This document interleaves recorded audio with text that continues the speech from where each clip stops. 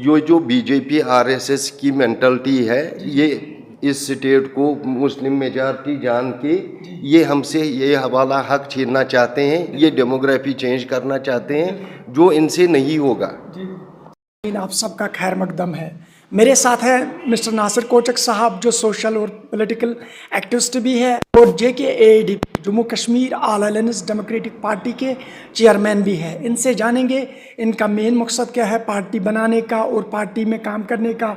इनको कई सालों से देखा है पार्टी में, किसी और पार्टी में भी ये काम कर रहे थे लोगों की भलाई के लिए। तो इनसे जानना चाहेंगे इनका मेन मकसद में है क्या है, जम्मू कश्मीर के लिए क्या इनका किरदार है वो। सर आपका खैर मकदम। खैर मकदम आपका भी आरिफ साहब। जी जी सर, हमें ये बता दीजिए, जो आप कई सालों से इस फील्ड में काम कर रहे हो, तो आपका मेन मकसद क्या है? हमारा ये मेन मकसद है कि 70 साल से इधर सियासत चल रही है, सियासी पार्टियों ने इक़्तिदार संभाला है, लोगों ने उनको इक़्तिदार की कुर्सी पे बिठाया, बट वो फेल हो गए डिलीवर करने में। यहाँ पर बेरोज़गारी बढ़ी है, यहाँ पर ड्रग एडिक्शन है, यहाँ पर और भी कोई डेवलपमेंटल वर्क्स, इंडस्ट्रियल वर्क्स नहीं हो रहे हैं उनकी वजह से, और सियासी तौर पे भी ये नाकाम हो गए हैं। आपने हाल ही में देखा 370 और 35 से यहाँ से हट गया, स्टेट को एक यूनियन टेरिटरी बनाया गया। ये भी उन्हीं की फेलियर की वजह से हुआ, उनके निकम्मेपन की वजह से हुआ। तो इसमें एक ज़रूरत पड़ी इस कौम को एक पॉलिटिकल अल्टरनेटिव की। तो हमने पिछले 3-4 साल से कोशिश की कि एक पॉलिटिकल अल्टरनेटिव, एक नई सियासत जो साफ़ सुथरी सियासत हो, जिसमें झूठ और फरेब ना हो, उसकी शुरुआत करें। और अल्हम्दुलिल्लाह आज की डेट में हम ये कह सकते हैं कि हम एक पॉलिटिकल प्लेटफार्म बनाने में कामयाब हुए, जिसका नाम all alliance democratic party Jammu Kashmir है। सर मेरा और एक सवाल, मैंने भी 2-4 न्यूज़ों पे देखा, वो हाईलाइट भी हुआ, हमारी जो माएँ बहनें हैं 2009 तक कहीं ना कहीं यहाँ पे हुकूमत रही भी, जिसमें PDP और भाजपा की अलायंस में हुकूमत थी। सर हमारे माएँ बहनें जो है गवर्नमेंट स्कूलों में कहीं से 50 से लेके 200-250 बच्चे तक है, वहाँ पे वो माएँ बहनें कुक का काम करती है, उनको महज 1000 रुपये तनख्वाह है।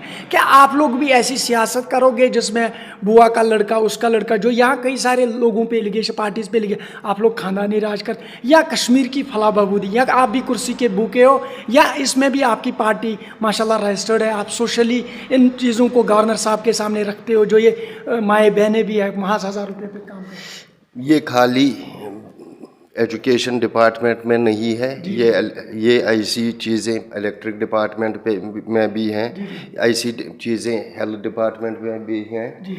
ये जो सिलसिला है exploitation of people in name of A job, ये जब गालिबन जब मोदी पहली और दूसरी बार चीफ मिनिस्टर रहे गुजरात में, तो उन्होंने वहाँ पर कुछ काम नहीं किया, तो इलेक्शन आने वाले थे, तो उन्होंने एक स्कीम ऐसी ही वहाँ पर लाई कि लोगों से 5 साल बेगार लिया जाए, 500 पे 1000 पे, और 5 साल के बाद उनको फिर 5 उनकी तनख्वाह बढ़ाएंगे, लेकिन उनको कोई सर्विस बेनिफिट्स नहीं देंगे।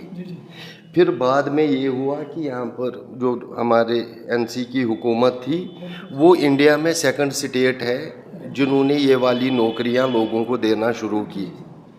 आप किसी मेरी बात सुने, आप किसी नौजवान को 25 साल की उम्र में नौकरी का झांसा देके HDFC पे या ये ऐसे ही HDFC पे या ऐसे ही जैसे आप बोल रहे हो माऊ बहनों से कुकिंग का काम लिया जाता है, उनको 400-500 रुपये महीने का देते हैं, ये ख्वाब दिखा के कि आपकी नौकरी परमानेंट होगी।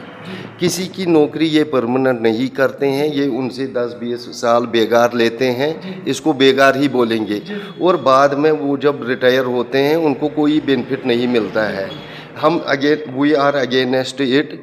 यहाँ पर कोई 1.5 लाख डेली वेजरों का मसला है, उनकी भी तनख्वाहें जो हैं काम उनसे पूरा लिया जाता है, और तनख्वाह के नाम पे उनको उतना दिया जाता है जो किराए में ही उनको सर्फ होता है।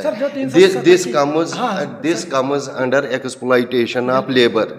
बाय गवर्नमेंट, जी जी वी कंडेम इट। जी और ये हमारी मंशूर में है, इन केस हमारी पार्टी मार्ज वजूद आती है और लोग हम पे ट्रस्ट करते हैं तो हम इसमें तरमीम करके उनकी नौकरी को परमानेंट करके उनको की इज्जत के साथ, ताकि वो अपनी रोजगार चला सके। 370 पे मेन क्या है आप लोगों का? क्या आपका सुप्रीम कोर्ट का दरवाज़ा खटखटाते हो या आप उन पार्टियों का साथ निभाते हो जो पार्टियां सुप्रीम कोर्ट पे बोलती है हमें इंसाफ मिलेगा, आप उनके साथ रहोगे कि या अलग अपना स्टैंड है 370 पे? देखो 370 पे हमारा स्टैंड वाज़ेह है। जी इंडिया एक डेमोक्रेटिक कंट्री है बिल्कुल सर। और डेमोक्रेसी में हर स्टेट को आगे बढ़ने का हक है जी सर। और हर स्टेट की ज़रूरियात के हिसाब से कानून बनते हैं। जी ये जो 370 का है, यही कानून हिमाचल में भी है,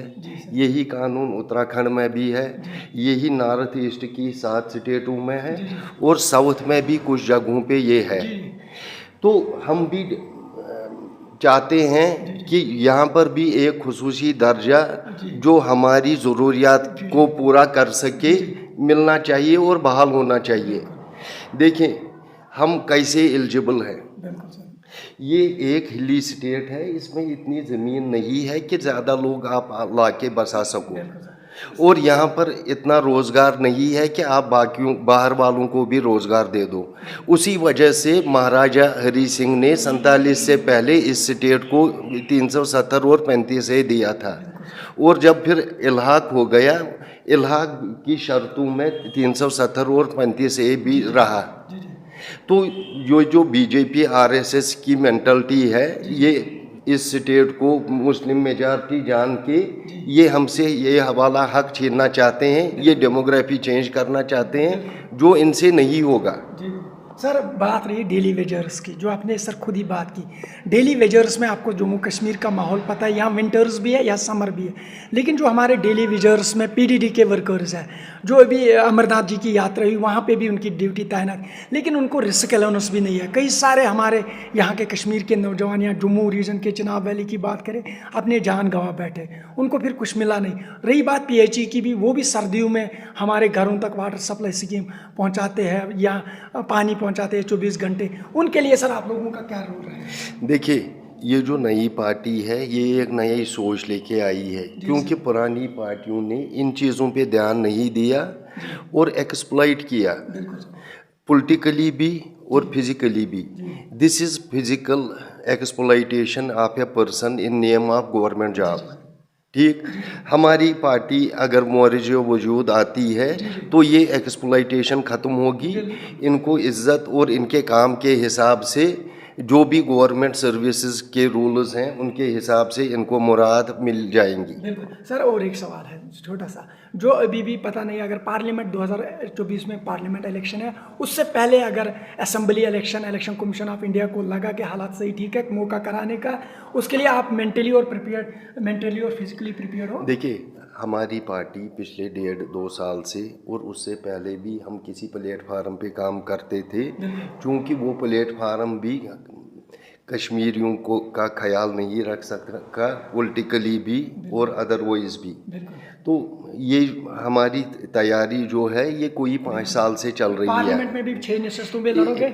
इंशाल्लाह पार्लियामेंट में अभी तो जम्मू कश्मीर यूटी में 5 सीटें हैं, इंशाल्लाह 5 की 5 पे लड़ेंगे। बिल्कुल। ये थे हमारे साथ में मिस्टर नासिर कोचक साहब, जो कि एडीपी जम्मू कश्मीर आला अलयंस डेमोक्रेटिक पार्टी के चेयरमैन हैं, जिनसे हमने जाना कि इनकी पार्टी का क्या रोल रहेगा, क्या लोगों के लिए ये भी अपना काम करते हैं और अपना आने वाले समय में इलेक्शन कंटेस्ट में मुकाबला लेंगे सारे जम्मू कश्मीर के सारे सीटों पे और पार्लियामेंट में भी लेंगे। बहुत बहुत शुक्रिया सर हमारे साथ बात दीजिए।